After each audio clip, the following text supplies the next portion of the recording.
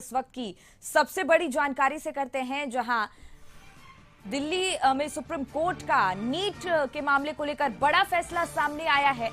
आपको बता दें, नीट परीक्षा का पूरा रिजल्ट ऑनलाइन डालें, सुप्रीम कोर्ट ने यह फैसला सुनाया है। शनिवार दोपहर 12 बजे तक पूरी जानकारी दें।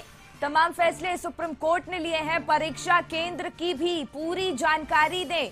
सुप्रीम कोर्ट की तरफ से यह कहा गया है, छात्रों की पहचान उजागर ना हो। ये तमाम फैसले सुप्रीम कोर्ट की तरफ से दिए गए हैं। और अंकित इसी पर और ज्यादा जानकारी लिए हमारे सहयोगी जुड़ गए हैं। देखिए अंकित, नीट मामले को लेकर सुप्रीम कोर्ट ने ये बड़ा फैसला सुनाया है कि परीक्षा का पूरा रिजल्ट ऑनलाइन डाला जाए और साथ ही जो छात्रों की पहचान है उसे छुपाया रखा जाए। क्या कुछ पूरी जानकारी मिल पा रही है?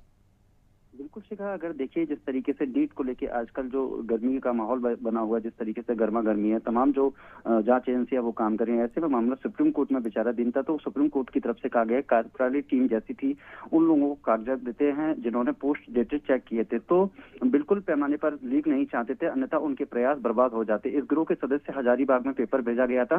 गिरोह का एक और सदस्य ने व्हाट्सएप के जरिए पटना पेपर भेजा था। तो सुप्रीम कोर्ट ने कहा है कि प्रश्न को हल करने वाले 3 को केवल सीबीआई ने गिरफ्तार कर लिया था। सीबीआई ने यह भी कहा कि सीबीआई की जांच से हमें पता चल जाएगा उन्होंने प्रश्न कब मिला। इससे पहले जो सामने समय अवधि की बात की जा रही थी, जितना कम समय व्यापक लीक की संभावना उतनी ही कम होगी। जैसे कि लीक हुए पेपर के लिए 75 लाख का भुगतान करना, यानी कि 45 मिनट कुछ पहले याचिकाकर्ता वकील हुड्डा के पास दिखाने के लिए सामग्री इस तरह की पैटर्न पर जो हजारीबाग में हुआ था, तो वो तमाम चीजें जो चल रही थी उनकी तरफ से ये भी कहा गया था। सीबीआई ने कहा है कि गोधरा प्रभारी के पास कोई हल किया हुआ प्रश्न बरामद हुआ था, तो ऐसे में एसएससी ने कहा है कि कुछ सील कर दिया गया है और वापस ले लिया गया। 25/13 यानी कि 2513 ने गोधरा के केंद्रों परीक्षा दी थी, उसमें से 1,08,000 छात्रों में से 12 उत्तीर्ण हुए थे। तो ऐसे में जो तमाम कोर्ट के अंदर जहर चल रही थी, उसको देखते हुए जो नीट यूजी मामला था, मामले को लेकर सुप्रीम कोर्ट में आज सुनवाई हुई और अगली सुनवाई सोमवार को होगी, 10:30 बजे सोमवार को होगी।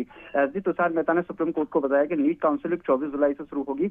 इस पर सीजीआई ने कहा कि उससे पहले हम सुनवाई पूरी कर लेंगे। सुप्रीम कोर्ट ने यह भी कहा कि एनटीए से कहा कि वो रिजल्ट केंद्र पर अपनी वेबसाइट पर डाल दें। सुप्रीम कोर्ट ने एनटीए को शनिवार दोपहर 12 बजे तक रिजल्ट वेबसाइट पर डालने के लिए आदेश दे दिए गए हैं। सुप्रीम कोर्ट ने एनटीए से यह भी कहा कि वो रिजल्ट केंद्र पर अपनी वेबसाइट पर डाल दें।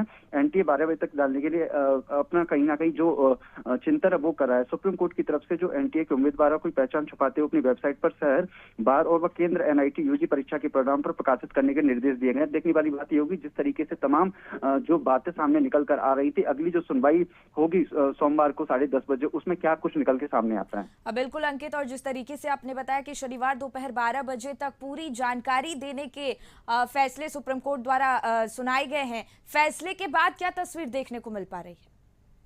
बिल्कुल देखिए, जिस तरीके से सुप्रीम कोर्ट ने, अगर हम कहें कि एक तरीके से एनटीए को जो फटकार लगाई है, जिस तरीके से पहले जो तमाम चीजें सामने निकल कर आ रही थी कि वेबसाइट पर पहले क्यों डाले गए, वो सारी चीजें लीकेज कैसे हुई, उसको लेके सुप्रीम कोर्ट के जो जज थे उन्होंने कहीं ना कहीं एनटीए को बोला है कि जो परीक्षा का समय उससे कुछ ही देर पहले डाला जाएगा, जिससे जो चीजें लीकेज हुई थी वो आने वाले समय में नहीं हो पाए। और अगली सुनवाई जो हायरिंग की डेट मिली हुई है सोमवार को 10:30 बजे से, फिर दोबारा सुप्रीम कोर्ट में इस पर जरह शुरू हो जाएगी और आगे का क्या परिणाम होगा उसको लेके सुप्रीम कोर्ट के जो तमाम सीनियर्स और जूनियर्स जो जजेस हैं वो अपना फैसला ले रहे हैं। उसके बाद किस तरीके से आगे आगामी समय में एनटीए को काम करना होगा, उसको लेके कड़े से कड़े निर्देश दिए गए हैं अभी।